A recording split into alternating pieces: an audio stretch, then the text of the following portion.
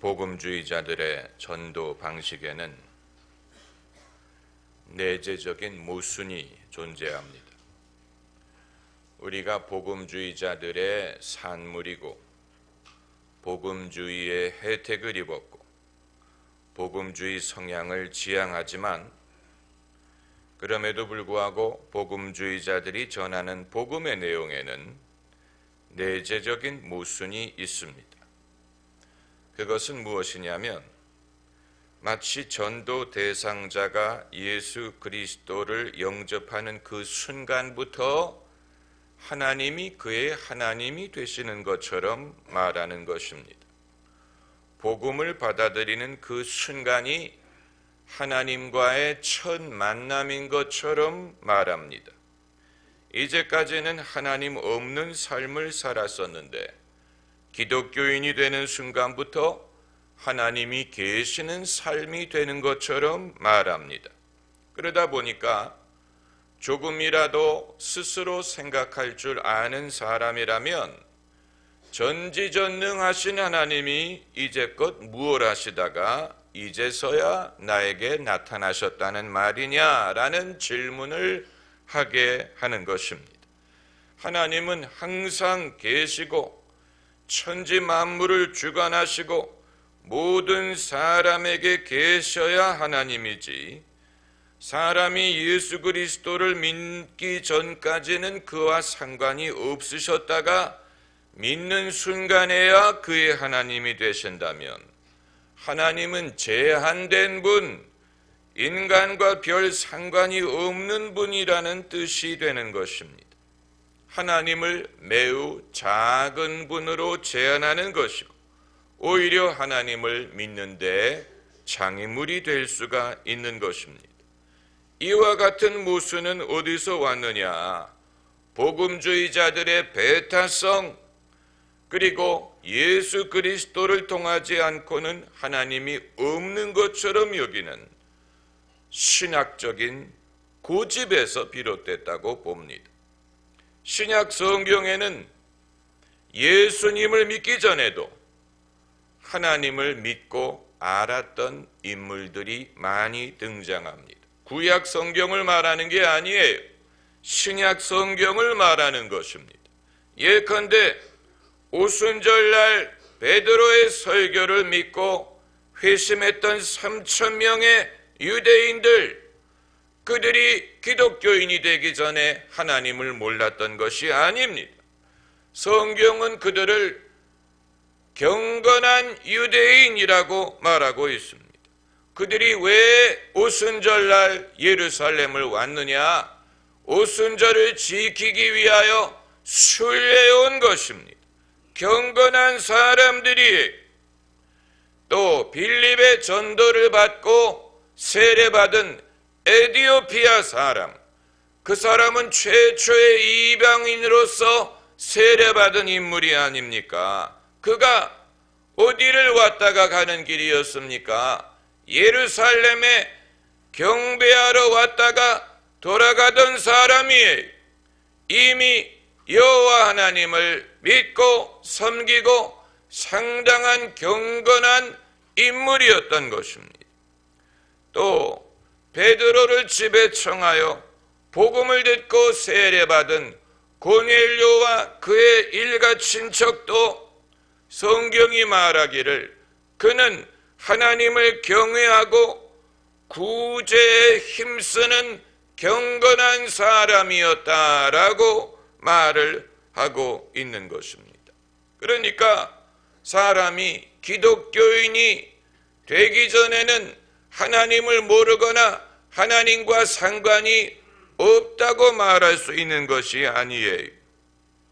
신약 성경을 보면 베드로든 바울이든 전도할 때 하나님이 계신다라고 사람들을 설득하려고 했다는 기록이 없고 하나님의 존재에 대해서 사람들이 이미 알고 있으리라고 전제를 하고 그들에게 하나님의 아들 예수님을 전했습니다. 그렇게 하여 그들이 예수님을 구주로 믿고 세례를 받음으로써 기독교인이 된 것입니다. 그리고 이와 같은 인물들이 복음을 듣고 예수님을 믿게 되는 과정에서 하나님이 그들을 특별한 방법으로 도우셨다는 기록이 많이 나옵니다. 그래서 고넬료의 경우에는 하나님이 천사를 보내서 어디에 가면 베드로라는 사람이 있으니 그 사람을 청하여 말씀을 들으라 라고 인도하셨습니다. 또 에티오피아 사람에 대해서도 하나님이 빌립에게 천사까지 보내서 어디로 가서 누구에게 복음을 전하라 이런 식으로 인도하신 것을 볼 수가 있고, 빌립보에서 최초로 복음을 받아들인 루디아의 경우에도 하나님이 그 마음을 열어 바울의 말을 청종하게 하셨다라고 말하고 있는 것입니다. 그러니까 사람이 기독교인이 된 후에야 하나님이 그에게 계시는 것이 아니고, 기독교인이 되기 이전에도 하나님은 그들과 함께 계셨고 또 여러모로 그들의 삶에 개입을 하셨습니다. 예수님이 마태복음에서 하신 말씀 그대로입니다. 하나님이 그 해를 악인과 선인에게 비치게 하시며 비를 의로운 자와 불의한 자에게 내리우신다고 하셨습니다. 그렇다면 예수님의 말씀 중에 나는 길이요 진리요 생명이니 나로 말미암지 않고는 아버지께로 올 수 없느니라 라는 말씀은 어떤 의미이냐?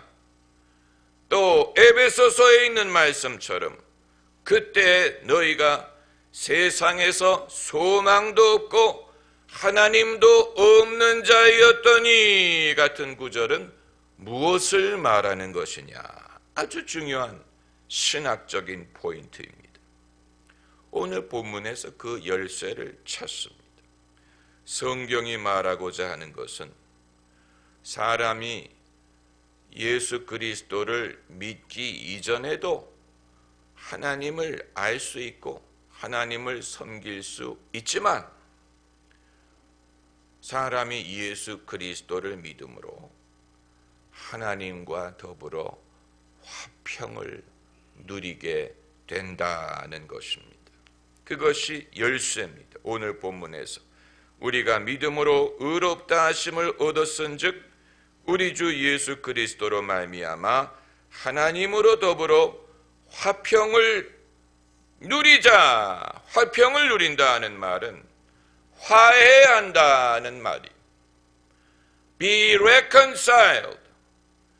관계가 안 좋았었는데, 서로 적대적인 관계였는데 화해함으로 화평을 누리게 된다는 말을 하는 것입니다. 그러면 하나님과 화목하기 전에는 어떤 관계였다는 말이냐?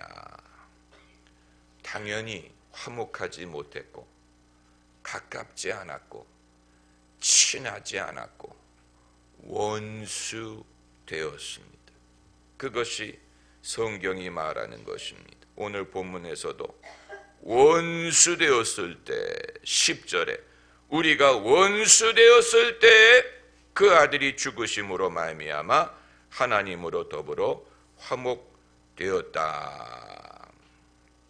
아마 어떤 분들은 아니 도대체 인간이 죄가 얼마나 많았길래 하나님과 원수되었다는 말입니까? 이렇게 생각할 수 있습니다. 그러나 여러분, 화목한다는 말은 일방적인 것이 아니고 쌍방적인 것입니다. 우리가 하나님과 화목하는 것뿐만이 아니고 하나님도 우리와 화목하시는 것입니다. 양방으로 이루어져야 화목이에요. 두 사람이 서로 싸우고 앙숙일 때 일방적으로 화목할 수 있는 게 아니죠. 서로 화목해야 화평을 이룰 수 있는 것과 마찬가지입니다.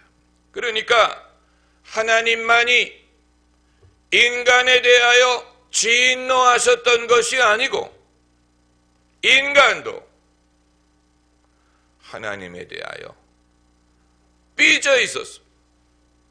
하나님에 대하여 못마땅하게 생각한 것이 있었고 하나님을 원망했어요. 하나님의 사랑을 믿지 않았어요. 하나님의 선하심을 확신하지 못했어요. 하나님을 내 편이라고 생각하지 않았습니다.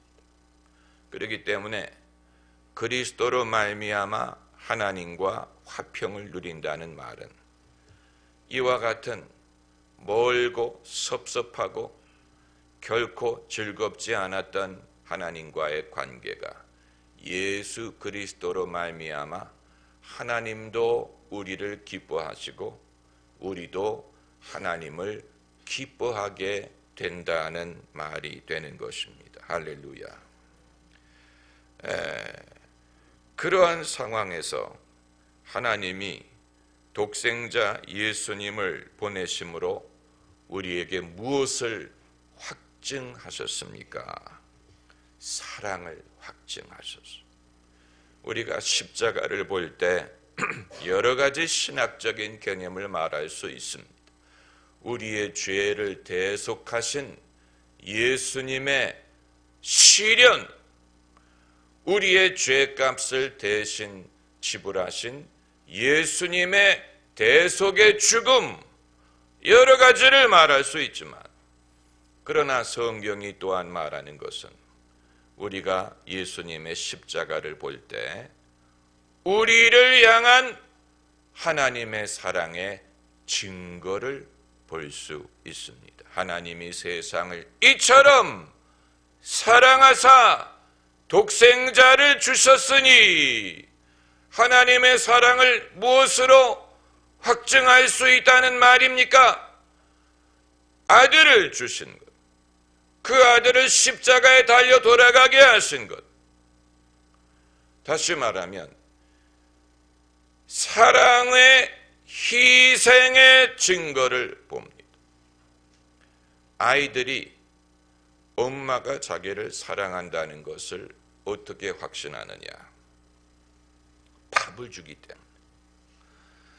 공부를 잘하든 못하든 말썽을 피우든 엄마는 늘 밥을 주기 때문에 엄마가 나를 사랑하는구나를 느끼지만 아버지는 밥도 안 주고 그냥 말만 해.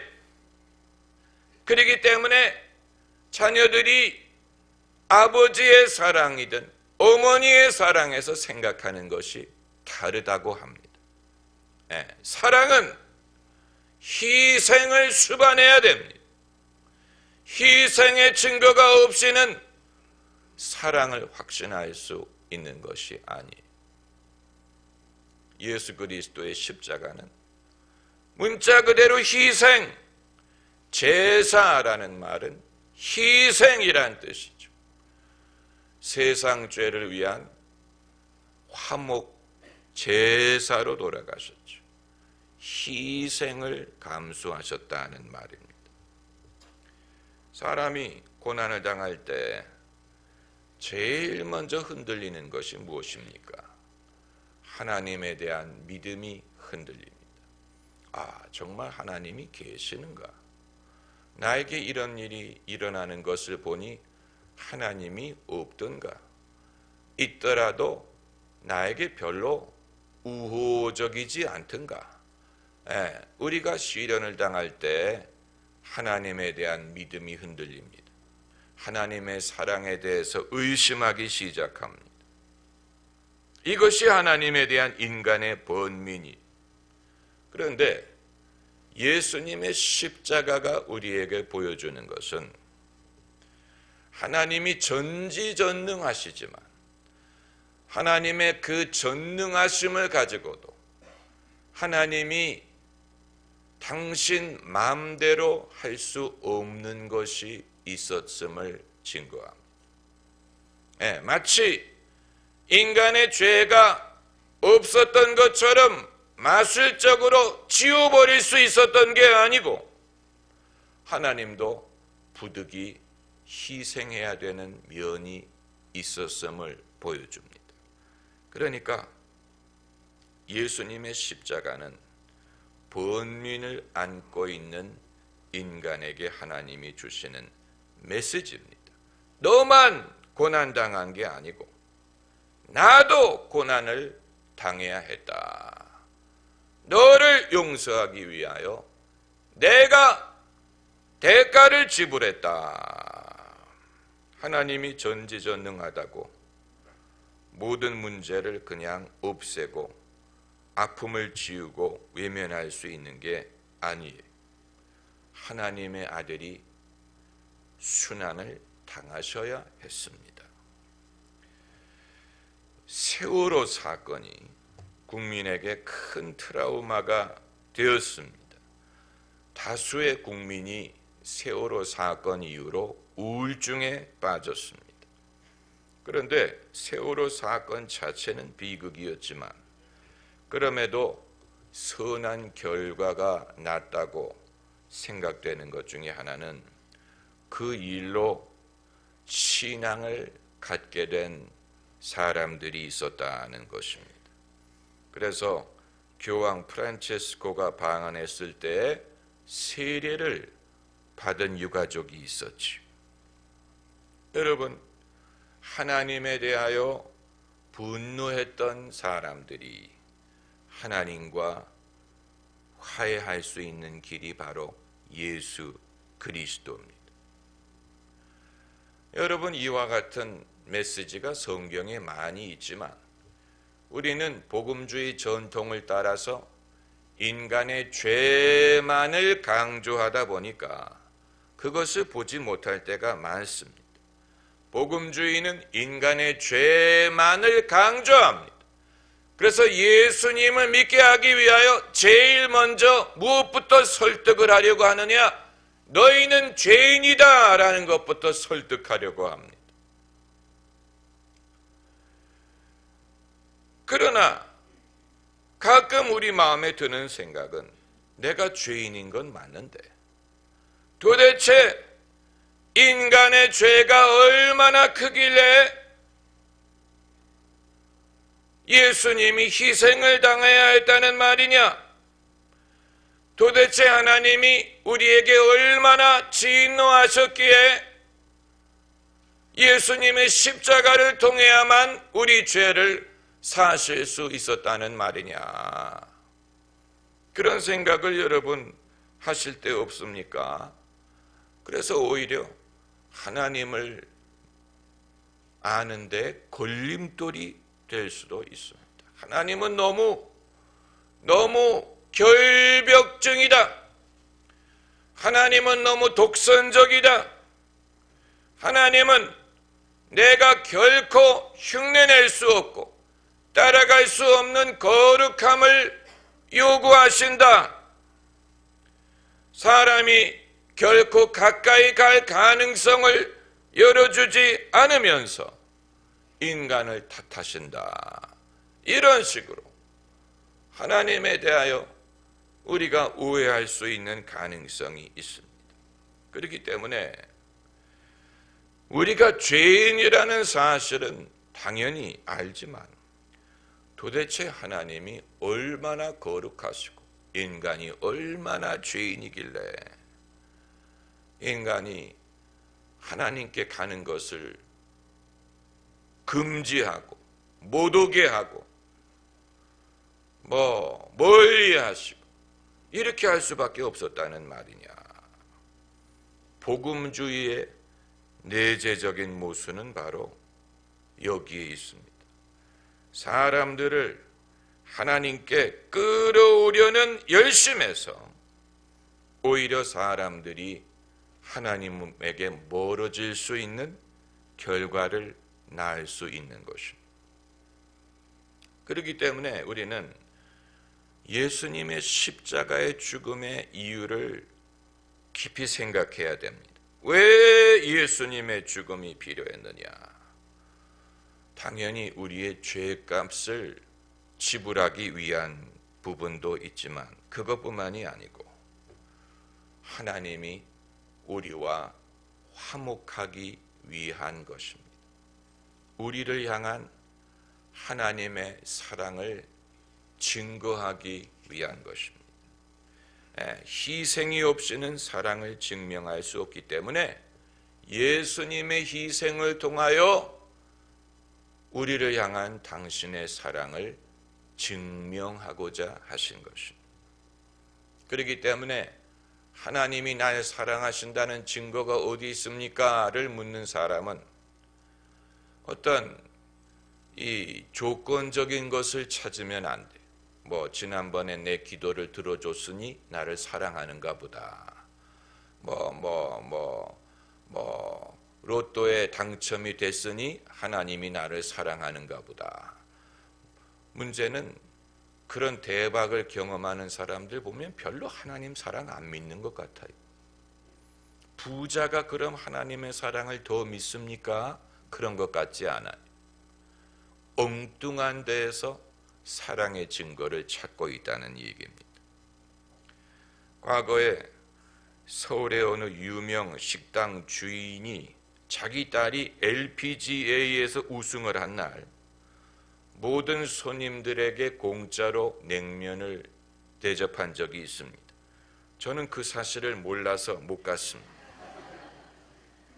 그런데 어떤 식당이 공짜로 음식을 대접한다고 하더라도 사람들이 그 식당에 가고 싶어 하지 않는다면 아무 소용이 없는 것입니다.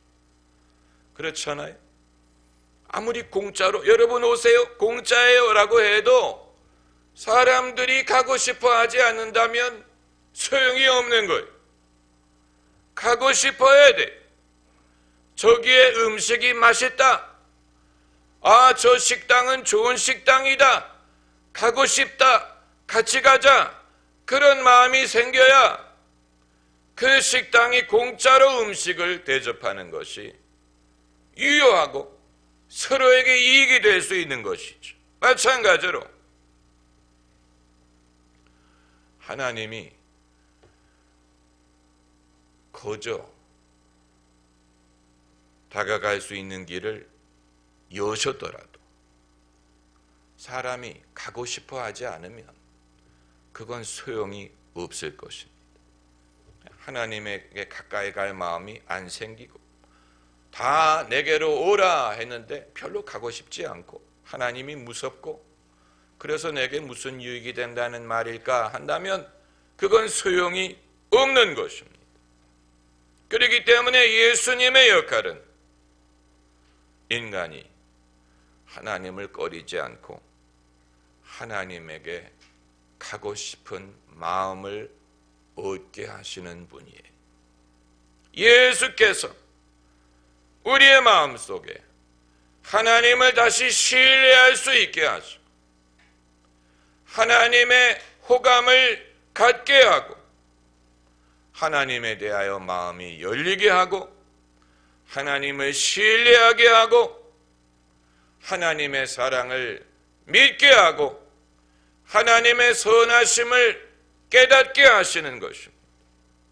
예수님 말씀에 나를 본 자는 아버지를 보았느니라. 예수 그리스도를 통하여 하나님이 어떠한 분인가를 알게 하시는 것입니다. 예수님을 믿음으로 하나님 아버지도 신뢰할 수 있게 되는 것입니다. 예수님의 은혜를 경험함으로 하나님이 어떠한 분인지를 알게 하는 것입니다. 이 모든 날 마지막에 아들로서 우리에게 말씀하셨느니라고 하셨어요. 누구를 통하여 말씀하셨느니라? 아들로서 우리에게 말씀하셨느니라. 그렇기 때문에 예수 그리스도를 통하여 오랫동안 하나님을 떠났던 인류가 하나님과 화목할 길을 얻게 되는 것입니다. 할렐루야. 기도하십시다.